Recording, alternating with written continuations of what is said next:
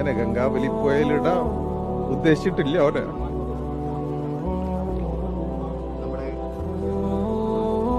ഞാൻ അപ്പോളെ പറഞ്ഞു ലോറിക്ക് അധികം പരിക്കുണ്ടാവൂല, ക്യാബിന് അധികം പരിക്കുണ്ട്, ചിന്നിച്ചു തറൂല. എനിക്ക് ഉറപ്പുണ്ടായിരുന്നു ഓന ആ ക്യാബിന്റെ ഉള്ളിൽ ഉണ്ടാവും. ഞാൻ പറഞ്ഞതാ, ശരിയായില്ലേ?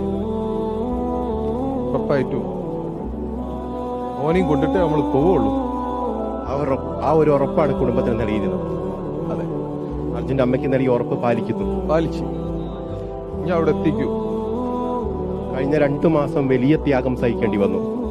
തീർച്ചയായിട്ടും ഈ തെരച്ചിൽ വീണ്ടും പുനരാരംഭിക്കുന്നതിന് വേണ്ടി മുട്ടാത്ത വാതിലുകളില്ല. ഇല്ല. ഒരു സാധാരണക്കാരനെ കൊണ്ട് എത്ര കഴിയും അതിന്റെ പരമാവധി നമ്മൾ ചെയ്തു. ഒരു ഡ്രൈവറെ കണ്ടെത്തുന്നതിന് എന്തിനു നിങ്ങൾ ഇത്രയേറെ മുന്നോട്ട് ഇങ്ങനെ സമ്മർദ്ദം ചെലുത്തണം എന്നുള്ള ചോദ്യങ്ങൾ പോലും പലവട്ടം നേരിടേണ്ടി